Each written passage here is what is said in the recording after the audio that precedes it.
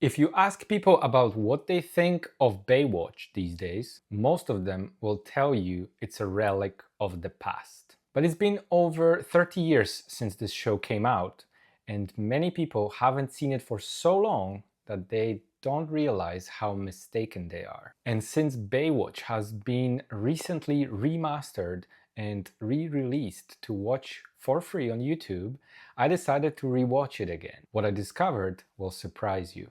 In this video, I'm going to talk about how Baywatch became one of the greatest hit shows of the 90s and why it inspired more people to become a lifeguard than you think. I will talk about the controversy about actors' appearance and how it was blown out of proportion, and why this show deserves more credit than it's given. My name is Alan Chi. I'm a millennial and I grew up watching Baywatch. And even though I couldn't swim, the life of lifeguards fascinated me. Every time my parents would take us to the sea, my brother and I would pretend to run up to the water like Mitch Buchanan and throw ourselves onto the waves like we were rescuing someone. We were searching local stores for lifeguard toys and accessories, especially the rescue can. However, they weren't sold to the public, so we ended up being quite disappointed. I looked up to those lifeguards. They were heroes to me, especially Mitch. Sometimes I wonder how many other kids felt like me and wanted to become a lifeguard too. Let me know in the comments if that was you. Since I learned to swim and decided to become a lifeguard, I watch a lot of content on this topic, and I found that most lifeguards look down upon this show. They are bashing it for wrongly portraying the lifeguard's job and calling it sexist. But I think they haven't really seen it and just repeat what they heard from somebody else. Therefore, I decided to rewatch it starting from episode 1 and bring you some of my reasons why I think Baywatch is deeper than you think. Beneath the surface, Baywatch is more than just girls in bikini and guys in sunglasses. The show had excellent writing that spoke to millions of people. It also had compelling characters and very educational content that sometimes is taken for granted. If it was really that shallow, it wouldn't last 11 seasons and wouldn't be played in 148 countries worldwide. By the end of this video, you will learn that Baywatch was a masterclass in storytelling that resonated with millions of people around the world.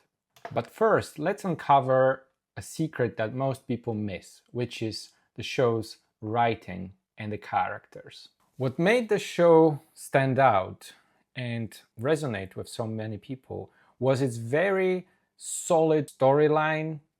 With every episode, there was something deep going on that really gripped people.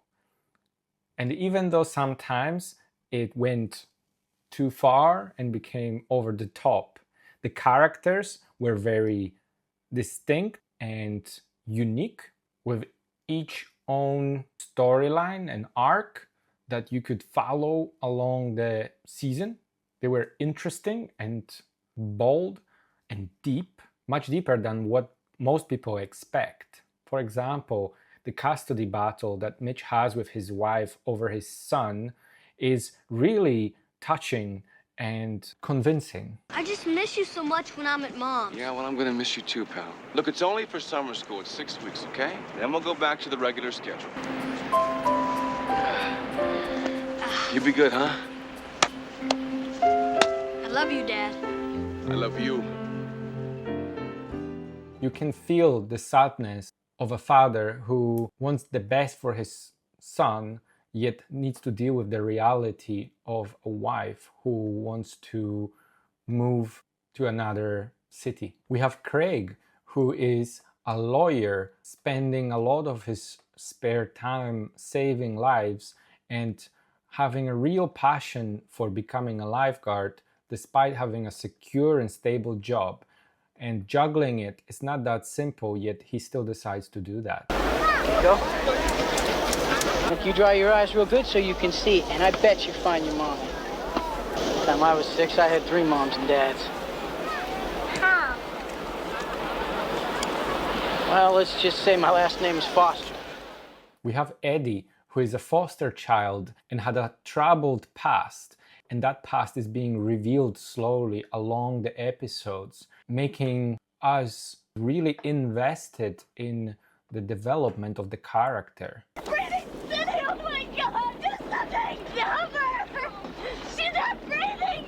Do something! Johnny, CPR! Cindy, now!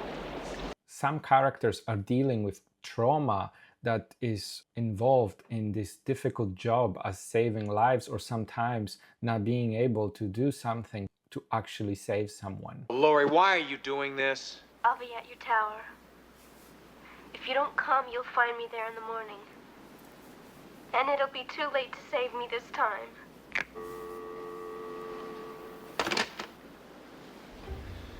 She says if I don't meet her at my tower right now, she's gonna kill herself.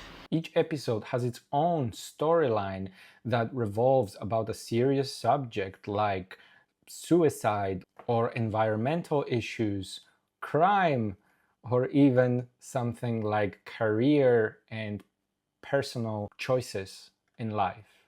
Death, serious topics that maybe you wouldn't think if you looked from the outside perspective. Those characters have to deal with real issues. There's a lot of drama and moral dilemma that is building on the character. There is suspense, there is drama, and character growth and development. In terms of writing, the show was not shallow at all. It covered topics like duty, sacrifice, and community. Clear! Clear! Clear! She's shockable! Shocking! Check pulse. Still no pulse! And clear. Second analyze clear! Clear! Clear!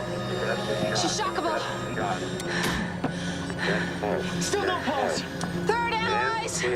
Clear. Clear. She's shockable! Press the shot. Shocking!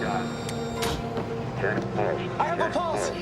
The writing and characters were great, but there was also the real side of life-saving. And even though sometimes they had to pretend that they are saving a life when they were doing CPR compressions and not really pushing that chest down, obviously, because if you're making a film or a TV show about CPR, you're not going to be making real compressions. I'm willing to forgive all the inaccuracy in exchange for showing how to save someone's life, or that it is possible to save someone with CPR. Now, a lot of people could call Baywatch out for not being accurate when it comes to the procedures that lifeguards need to follow when they want to save someone.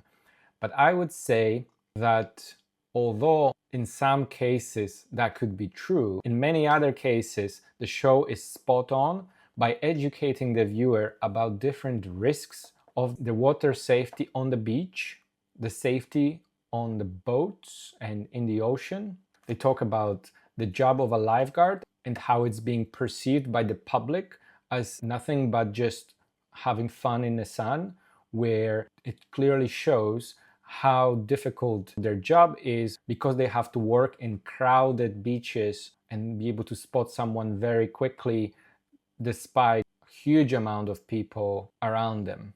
They talk about rip currents and about something that used to be called secondary drowning, but is called now non-fatal drowning. It's all something that we learned from Baywatch. That's something that I learned from Baywatch that maybe I wouldn't know if it wasn't for that show. Drowning is a leading cause of accidental death in the world, and Baywatch raised awareness about this topic. And even though this was entertainment, you could still learn something and sneak some water safety education to millions of everyday people. Hey, nobody cares what you think. Some people say the show was sexist and shallow. And even though I could agree that some scenes and some shots are clearly on the edge, or they could be called sexist, I could say that it's sexist both ways, for women and for men. Let me explain. See, the slow motion shots of actors running are being accused as objectifying people. But to be honest with you, if you ask a random person, they will tell you that they actually enjoyed looking at pretty people. And the fact is, there is not only women that are being objectified, but also men. And when I watch Baywatch with my partner, she always notices that there is a segment in this show which is dedicated to men, and you can enjoy a few minutes of girls in bikinis. And there's a segment for women where you can see abs and muscular men with tan and sunglasses, beautiful hairline, running around just for them. So I would say it's equally sexist for both sides, and some people should just get a grip and not spoil the entertainment for everybody. Also, something to note as a did you know fact. Recently I watched the After Baywatch documentary, and I learned that the slow motion running shots were only put into the show because many edits were not long enough to last over a full runtime of the show, and getting a person to run in slow motion would get them through to have the exact time in the episode, and that's how they ended up being a signature dish on this TV show. The characters of this show were portrayed as heroes, and if you look at different superheroes, they're all muscular and good looking, and you wouldn't expect anything else. The idyllic beach setting made it possible to escape, just kick back and enjoy the show. And the variety of characters resonated with men and women and teens, including myself. The show had a global impact. It was translated to many languages, so clearly people all over the world responded to it positively. Otherwise, it wouldn't be done. Baywatch had many Emmy nominations. It was parodied all the time. It had a huge cultural impact and became a cultural icon. So if you think about it, Baywatch had pros and it had cons. When it comes to pros, it had memorable characters, engaging storylines, educational value, and cultural impact. When it comes to the cons, it had stereotypical imagery, limited diversity, although that was addressed later on, adding minorities into the show, perceived sexism, and sometimes quite ridiculous storylines too. In my opinion, the pros outweigh the cons. Therefore, in my view, this was an excellent TV show. See, for me, Baywatch is deeper than many other shows that are available right now. Maybe it's because I grew up on this show, or maybe it's because it speaks to that part of me that wants to become a hero. If you are bored of the shows that are currently available on Netflix, I would strongly encourage you to give it a shot and watch it on YouTube. It's available for free, and it might surprise you how invested you're going to get. In my case, I am rewatching it again, not only analyzing it from filmmaking perspective, but also to get inspired and bring that spirit of youth that's missing maybe in my life. The passion for water and the connection with it. Are you kidding? At his age? If he's a lifeguard, then I'm a reigning beauty queen. He is. I was a legend on the beach. Tell her. I'm a legend on the beach. There's a storyline in this show that really resonates with me, because I'm going to spoil this for you. In the episode number 1, there's a story about a character coincidentally named Al, who is being accused of being too old to be a lifeguard. And by the end of the show, he saves a bunch of people, but dies in the process. And in order to honor him, he gets buried at sea. And is being saluted by all the other lifeguards that he worked with. That scene is very touching and profound. I cannot let anyone dismiss this show by saying it's shallow. That last scene made me realize how strong of a connection with water a person can have. And to tell you a secret, I would like one day when my time comes to be buried at sea too. So when that happens, I'm no longer a friend of water, but I will become one with water. And think of it what you want. Maybe I'm taking this show too deep, but this is me and this is how I see it. Hopefully by now I convinced you, or at least encouraged you to watch this show. And if you do, come back to me and tell me what you think. Until then, I'll see you in another video. Take care.